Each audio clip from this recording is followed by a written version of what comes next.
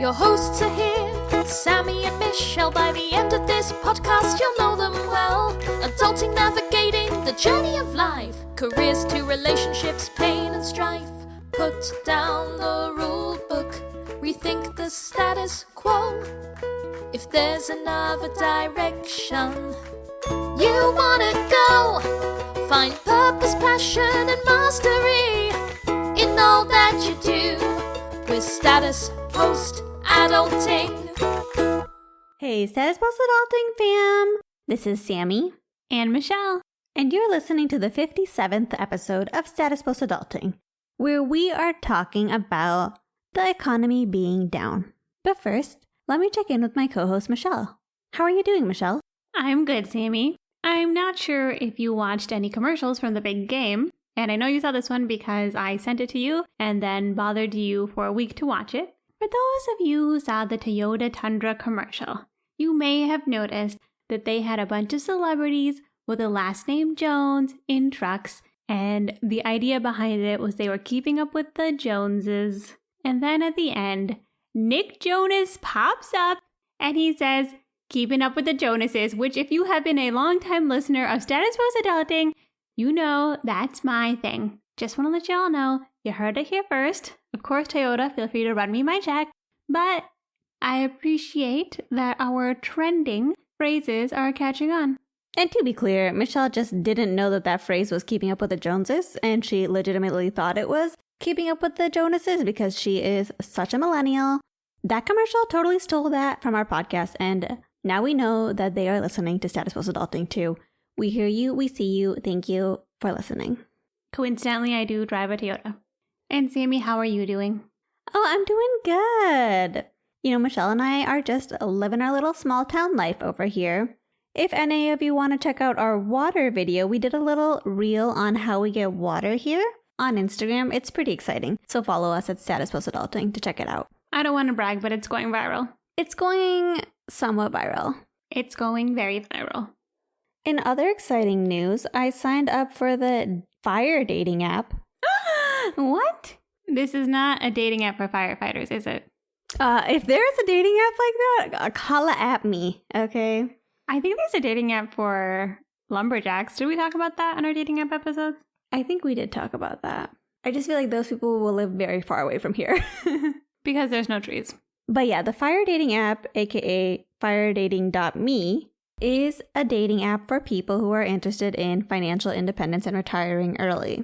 I'm not really sure if I'm 100% into looking to date right now, unless you're somebody from the app who I talked to and mentioned the podcast to, in which case I'm 100% serious.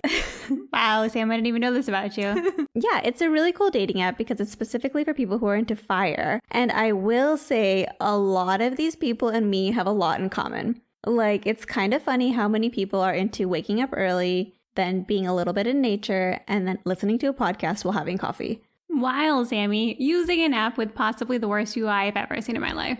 Worst what? UI. User interface. Oh yeah, sorry. The user interface, it's alright, okay? You can't expect the most from that, you know? I think it's functional. I'm just upset, Sammie, because I've been telling everyone that I can't date while I'm in the middle of nowhere. And now I find out that you've been spreading your seeds across this country looking for a man to build a fire with. To be clear, no seeds have been spread. And speaking of seeds being planted, many of you have probably been investing in the stock market or maybe index funds if you're listening to this podcast. And you may have noticed that the economy is down. Yes, Sammie. At the time of this recording, the economy across the board is down some way or another. The S&P 500 itself is down at its lowest point for the year. Who knows though, maybe by Tuesday it'll be back up. We cannot say. But we wanted to talk about it because we thought this would be a great opportunity to talk about preparing for when the economy goes down. Because it is inevitable, sometimes for the short term, sometimes for longer than expected. But we did think it was a good conversation to have. Exactly, Michelle. And let me be honest, when I checked my 401k account because I was trying to do a transfer into my new company, I thought I was robbed. I was like, these people have messed up my finances because I am missing tons of money. Again. But no, in fact, I looked at the S&P 500, the whole market was down. It's not just me. But that's why this is an important conversation to have. Because if you forget about the long term, it's easy to be really discouraged by these market downturns. Yeah, and if you're not like Sammie and you didn't look at your 401k recently, you might not have even noticed that the market is down because consumer spending is actually up as of last month. So whether or not you actually notice the economy is down, why it's down, those sort of things are not really what we're going to talk about. What we're going to focus on today is how to make sure you're both mentally and financially prepared for any market downturn. Mental and financial preparedness is correct, Michelle. And I think that's a really important part of this whole market downturn thing. Whenever the market's down, we have to remember that we're investing for the long term. It's not uncommon for the market to go down for a week, a month, years sometimes even a decade. But over the long term, multiple decades, the market does go up. And if you don't believe me, Google S&P 500 and put in max.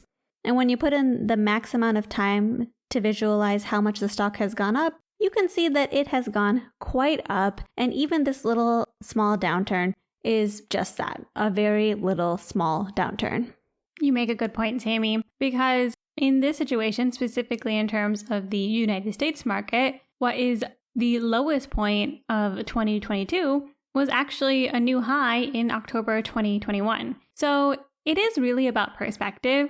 When you are looking at the news or you're looking at what's trending, you might see such things that, oh, the market is down right now, but it is really relative. And I think that's the first thing to keep in mind because the market is really sensitive. It's just people buying and selling stocks and funds based off of their feelings. And if people are scared, they might quickly dump their money. And then the next day, other people might buy it and spring it back up. And Michelle, that's why it's so important to have an emergency fund. The worst time to draw down on your investments, that is the worst time to sell your investments to get the cash, is when the market is down. But if you don't have an emergency fund, you might come across a situation where you're thinking, hey, I better sell now because I actually need this cash to fund whatever's going on in my life. Exactly, Sammie.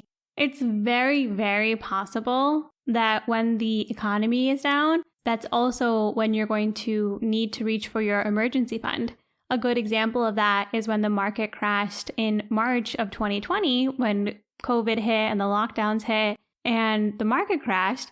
A lot of people were also losing their jobs. They were losing money through side hustles like renters. And so a lot of people were scared in that moment and wanted to pull out money from their investments when, especially when you look at it now, that was the absolute worst time to pull out your money because literally starting the next day, the market went on a tear upwards. That's exactly right, Michelle.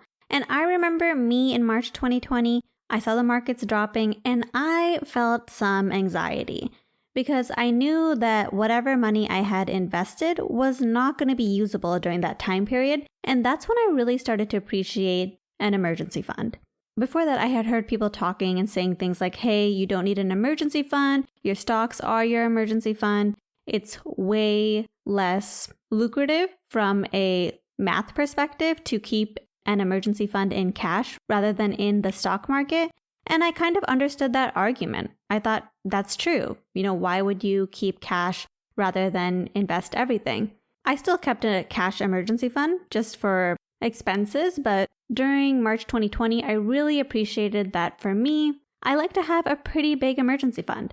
I like to have at least 2 years cash, and I know a lot of people would look at that and say, that's way too much cash. You are definitely losing money on that. And I agree, I am probably losing money on that. But I don't really care because it makes me feel comfortable. And when things like these market drops happen, if I have that 2-year emergency fund, I feel safe and I can relax. It's funny, Sammie, because when I listen to different financial gurus and people who are on podcasts or give out money advice, a lot of them say the usual rule, which is, keep an emergency fund of 3 to 6 months. And then they'll append there and say, I do keep a larger than normal amount of money for my emergency fund, but that's just because I want to be extra careful. So a lot of these finance gurus who are telling you to keep a 3 to 6 month emergency fund are actually even keeping more money in savings, even though they know that they may be losing out money because their risk tolerance isn't necessarily that high. And I think that does say something. It really does, Michelle. And I think now, even though it may be a short market downturn, or maybe it'll be a long one, but now is a good time to check in and see how you feel. Are you comfortable with how much you have saved in your emergency fund, or are you kind of wishing that you had a bigger cushion? If yes, then it may be worth trying to save up a little bit more money in your emergency fund so that way, when the market tanks in the future, you're not going to be stressed.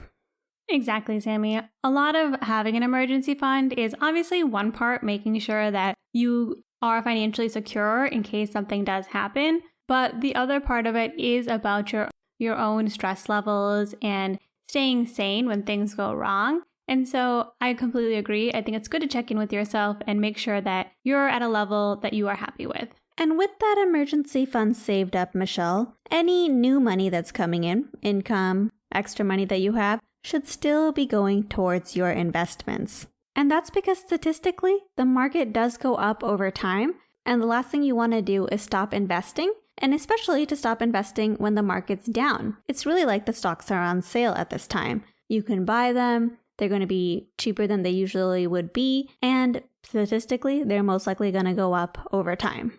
Sammie, I think this is a good time to talk about dollar cost averaging, which is simply put, having a time every single month where you take a set amount of money and you put it into whatever your fund of choice is.